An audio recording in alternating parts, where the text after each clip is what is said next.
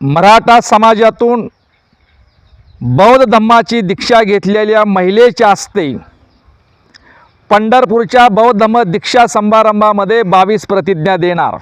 काय मराठा समाजातून बौद्ध धम्माची दीक्षा घेतलेल्या महिलेच्या हस्ते 22 प्रतिज्ञा देणार।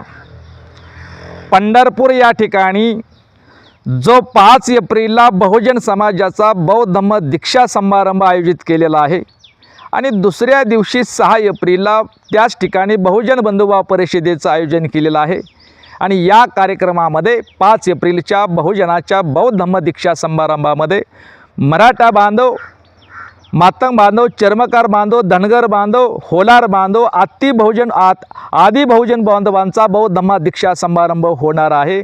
आणि या दीक्षा समारंभासाठी नांदेड जिल्ह्यातील हदगावमधून मराठा समाजातील ॲडव्होकेट स्वरूपा भोसले या त्या धम्म दीक्षा समारंभामध्ये मराठा समाजातून बौद्ध बौद्ध धम्माचा स्वीकार केलेल्या मराठा समाजातून बौद्ध धम्माचा स्वीकार केलेल्या महिलेच्या हस्ते मी त्या पंढरपूरच्या 5 एप्रिलच्या बौद्ध धम्म दीक्षा समारंभामध्ये 22 प्रतिज्ञा देणार।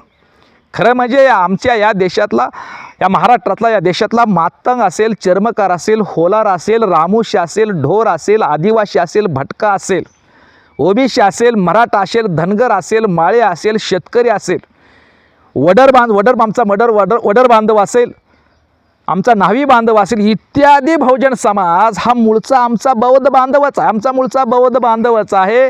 आणि म्हणून तेच पुन्हा त्यांना त्याची जाणीव करून देण्यासाठी तुम्ही मूळचे बौद्ध आहे, तुम्ही आता स्वतःला बौद्ध म्हणून पुनर्विकसित करणं, तरच तुमच्या कुटुंबाचं, समाजाचं आणि राष्ट्राचं कल्याण होईल।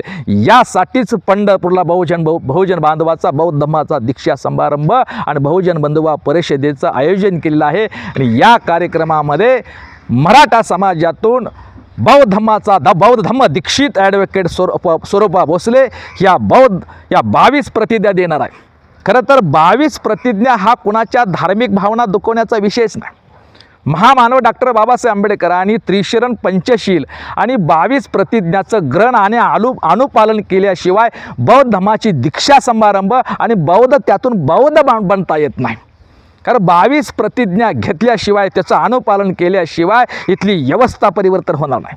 22 प्रतिज्ञा म्हणजे आंबेडकर, 22 प्रतिज्ञा म्हणजे आंबेडकरवाद, 22 प्रतिज्ञा म्हणजे परिवर्तन।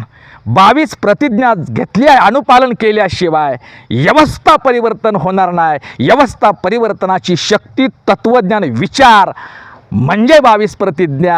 आणि ह्या 22 प्रतिज्ञा घेतल्याशिवाय इथला मराठा समाज, इथला ओबीसी समाज, इथला धनगर समाज, इथला माळी समाज, इथला मातंग समाज, इथला चर्मकार समाज, इथला होलार समाज, इत्यादी बहुजन समाज इथल्या ब्राह्मणी धर्म व्यवस्थेच्या गुलामीतून बाहेरच पडणार नाही। आणि म्हणून उद्याच्या बहुजन बांधवाच्या बौद्ध धम्म दीक्षा समारंभामध्ये मराठा समाजातून बौद्ध धम्म दीक्षित ॲडव्होकेट स्वरूपा भोसले यांच्या हस्ते मी 22 प्रतिज्ञा, नवदीक्षितासाठी मी 22 प्रतिज्ञा देणार आहे। खरं तर हे धार्मिक विषय नाही, पंढरपूरला जो कार्यक्रम आहे धर्मांतर मुळीच नाही, तसंच तो धार्मिक विषयसुद्धा नाही, तर बौद्ध भारताचं पुनर्निर्माण करणं हे खरं राष्ट्रीय कार्य आहे। काय बौद्ध भारत हा मूळचा बौद्धच आहे, प्रबुद्ध भारत, बौद्ध भारत ही खरी ओळख आहे। या देशातला बौद्ध माणूस, बौद्ध समाज आणि बौद्ध राष्ट्र इथल्या माणसाची, समाजाची आणि राष्ट्राची खरी ओळख आहे।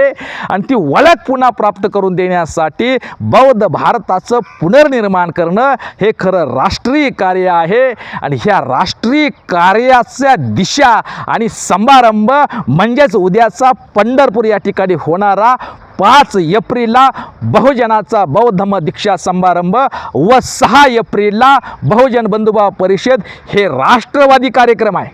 हा केवळ धार्मिक नाही, हा राष्ट्रीय कार्यक्रम आहे।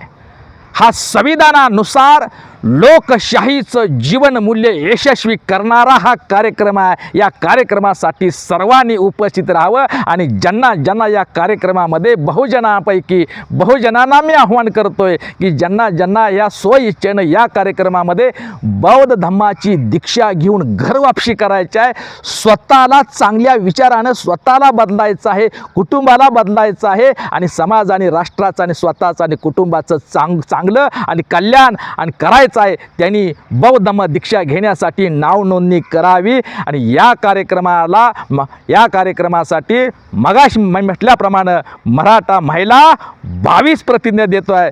पंढरपूर तालुक्यातील पंढरपूर शहरामध्ये ऐतिहासिक ठिकाणी श्री संत दामाजी पंत मठ या ठिकाणी होणारा हा कार्यक्रम हा पहिला पंढरपुरात प्रथमच होणारा कार्यक्रम ऐतिहासिक आणि क्रांतिकारी कार्यक्रम आहे. महामानव डॉक्टर बाबासाहेब आंबेडकरांची धम्मक्रांती म्हणजे काय? राजकीय लोकशाहीचं सामाजिक आणि आर्थिक लोकशाहीमध्ये रूपांतर करणं म्हणजे महामानव डॉक्टर बाबासाहेब आंबेडकरांना अपेक्षित असणारी धम्मक्रांती. तर करूया ह्या धम्मक्रांतीचं साक्षीदार होण्यासाठी उद्याच्या 5 एप्रिल व 6 एप्रिलला संपूर्ण बहुजनांनी उपस्थित राहावं. बौद्ध धर्माची दीक्षा म्हणजे धर्मांतर नाही हो. आम्ही मूळचे भाऊ, आम्ही घरवापसी धम्मक्रांती म्हणतात. आणि महामानव डॉक्टर बाबासाहेब आंबेडकरांनी धम्मक्रांतीची आणखी एक व्याख्या केलेली आहे की या देशाची राजकीय लोकशाहीचं सामाजिक आणि आर्थिक लोकशाहीमध्ये रूपांतर करणं म्हणजे महामानव डॉक्टर बाबासाहेब आंबेडकरांना अपेक्षित असणारी धम्मक्रांती. हीच धम्मक्रांती पंढरपूरच्या बौद्ध पंढरीमध्ये ऐतिहासिक पंढरपुरामध्ये दिनांक 5 एप्रिल चक्रवर्ती सम्राट अशोक जयंतीच्या दिवशी आणि दुसऱ्या दिवशी 6 एप्रिलला बहुजन बंधुभाव परिषद म्हणजेच हा राजकीय लोकशाहीचं सामाजिक आणि आर्थिक लोकशाही करणं म्हणजे धम्मक्रांती. या धम्मक्रांतीचे साक्षीदार होण्यासाठी पंढरपूर शहर आणि तालुक्यातील आणि सोलापूर जिल्ह्यातील आणि महाराष्ट्रातील सर्व बहुजन बांधवांना मी आव्हान करतो आहे. अरे या ऐतिहासिक कार्यक्रमाला सर्वांनी उपस्थित राहावं आणि सहभाग द्यावं, राष्ट्रीय कार्यामध्ये सहभाग द्यावं अशा प्रकारचे नम्र विनंती करतो आहे, आव्हान करतो आहे.